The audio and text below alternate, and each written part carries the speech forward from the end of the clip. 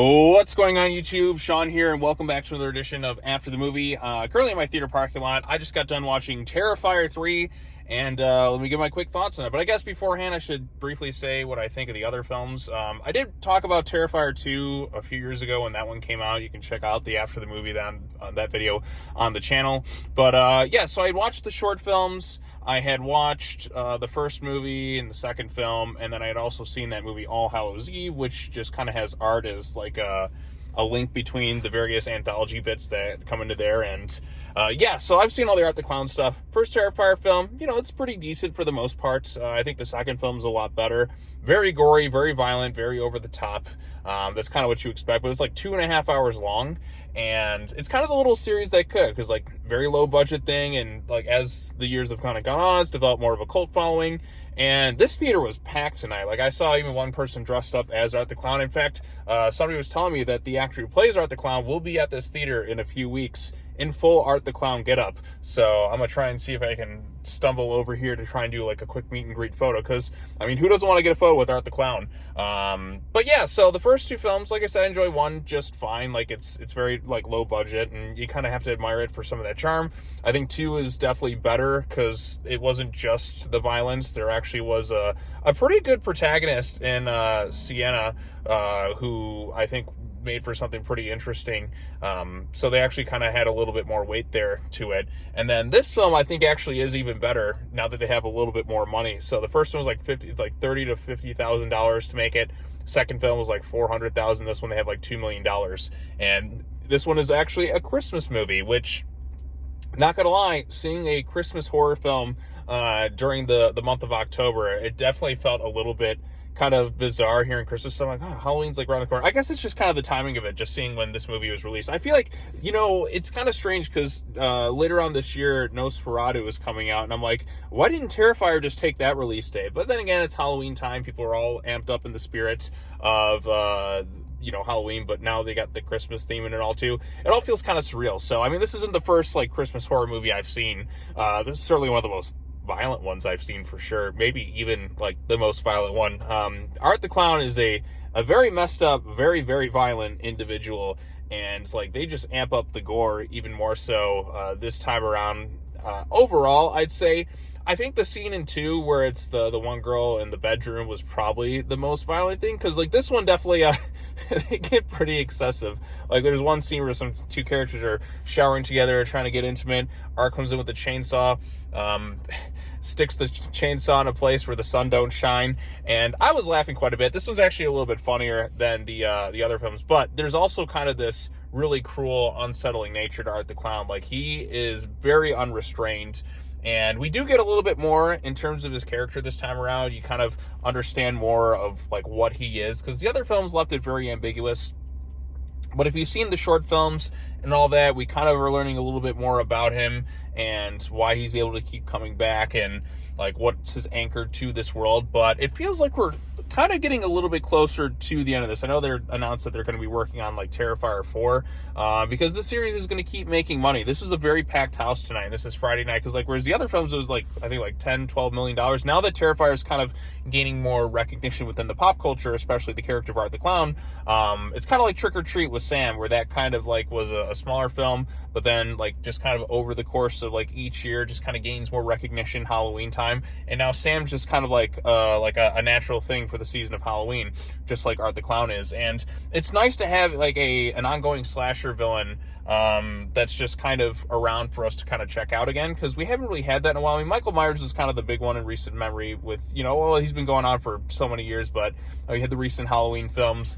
And then, of course, you've had characters like Freddy, Jason, Chucky. Well, I think Chucky's been pretty consistent, being around for a while. But in terms of like a new like slasher, like iconic type villain, Art the Clown's definitely one that stands out for sure. I think the actor does a great job portraying him. He's very expressive without having to say a word, but this is a very sick, twisted SOB.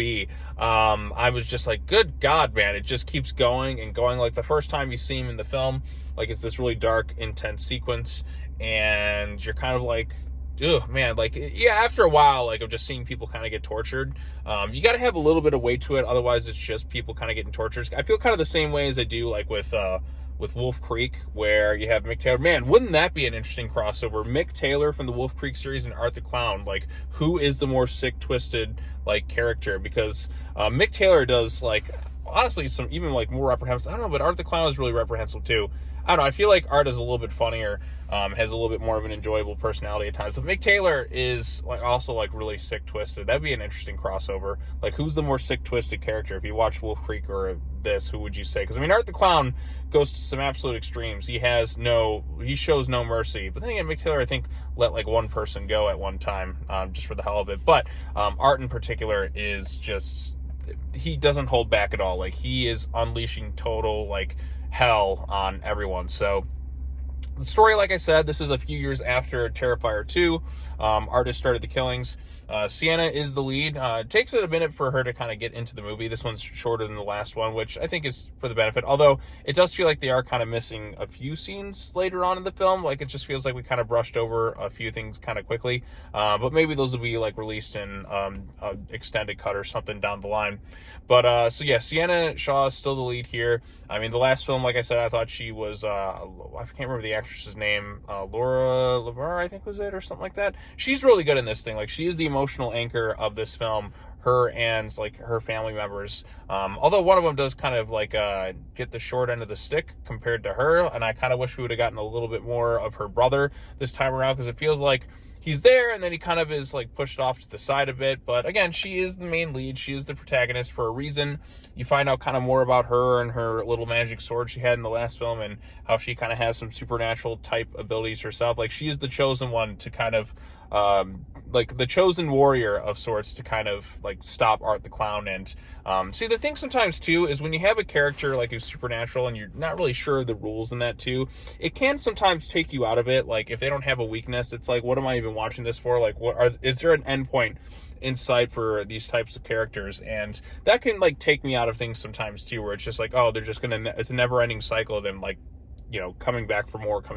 Like, is there ever going to be an endpoint with this type of character? And sometimes that sort of stuff can kind of take me out of it. But with this one, they're starting to establish a little bit more, like, okay, the Art does have a weakness, as we kind of discover throughout the film, and we kind of saw it a little bit in 2, but now it's like, okay, I can see there actually being an endpoint to the series. Because, I mean, like I said, they've already announced 4, but this one you can kind of see planting the seeds of, like, something grand. I mean, unless they have, like, a couple more movies planned. But just the way this thing ends, I feel like we're kind of, like, approaching, like, maybe doing 4 and then being done. I don't exactly know, because, like, once a character starts making money, they're just going to keep throwing it out there for more. But yeah, when you go to see a movie like this, it's not going to be for everyone, obviously. Like, if you're very squeamish, I wouldn't really recommend watching Terrifier 2.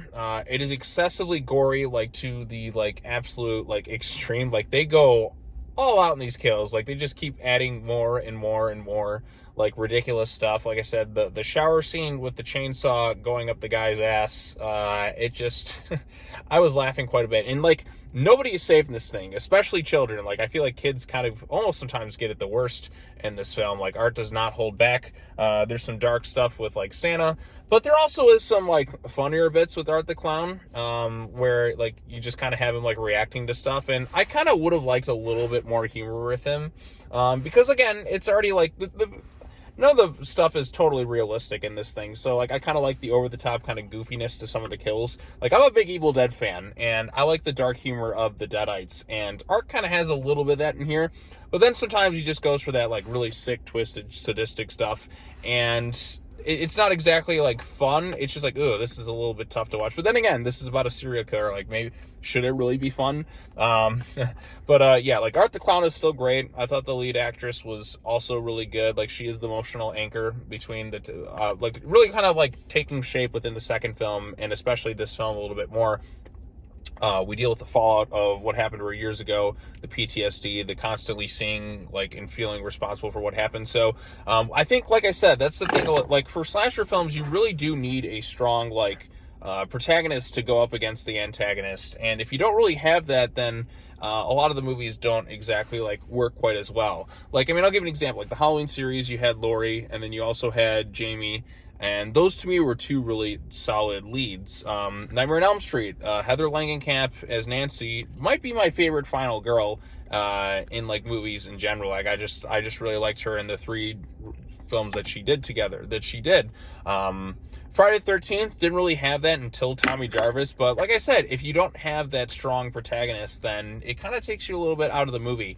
Or like it's not going to work quite as well. Like you need somebody like good to go up against like the big bad, and sometimes like some series don't really have that, and they kind of suffer as a result of it. But Terrifier made sure to kind of rectify that with the second movie by bringing in the character of Sienna, because like I said, I think she's great. The actress is great.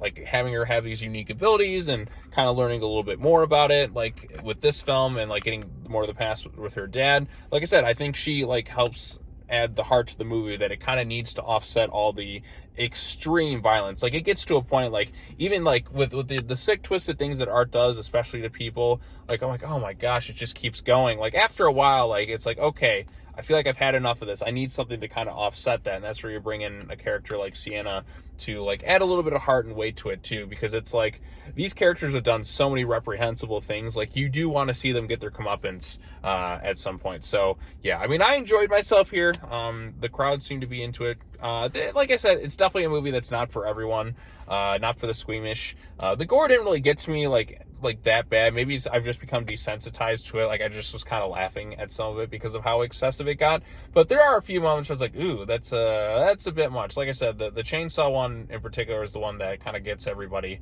But Art makes for a very entertaining villain. Like he's so expressive without having to say a word, and that's like largely in part due to the lead actor's performance and the role. I'm David Thornton. I'm drawing a blank on his name, but like he's really great as Art, and it's nice to have a new kind of slasher like villain that's really kind of sticking within the pop culture, but like one that's also kind of unique too. So I enjoyed myself watching Terrifier 3. Like I said, it's not going to be for everyone, but it's got a lot of good elements here. The ending leaves a little bit more to be desired, because they have announced that they are working on a 4th film. It's in development, so you kind of know you're not going to get the complete story, and that's always a tricky part sometimes with these slashers. But I did like this one more than 2 personally. It's not as long as 2 was, because 2 was like 2.5 hours. You really did feel the length of it. This one, and I think the Christmas setting and all that, just it kind of worked in the movie's favor. There's a little bit more humor with Art, not to the point of parody, but like a few bits where I was kind of chuckling. And like I said, like for these types of films, like they're for the gore hounds, and people just want to see like some really extreme stuff. So like I enjoyed it. Won't be for everyone, but if you like the first 2 films, you're either on board at this point or you're not. It's kind of more of the same stuff, but maybe up in the gore a little bit more, and better production value, because the better production value, like I think it's very noticeable. They have more money this time around, and who knows if this one does even better. Well, it's going to do even better. Like it's going to make more than the second and first films combined in its opening weekend. I can pretty much guarantee that. If they do, when they inevitably do this 4th movie, they're going to probably up the budget a little bit more. It's kind of like the John Wick series, where it's kind of a little bit underground, but then kind of like really kind of took off as the movies went on and developed a cult following. So, like I said, I enjoyed that aspect to it. So, but anyways, if you've seen Terrifier 3, what did you think of it? Post your comments down below. Be sure to like this video, share with your friends, subscribe to the YouTube channel for more content. Hit that bell for notifications. I'll be back again with more videos in the near future. So, until then, peace out, everyone.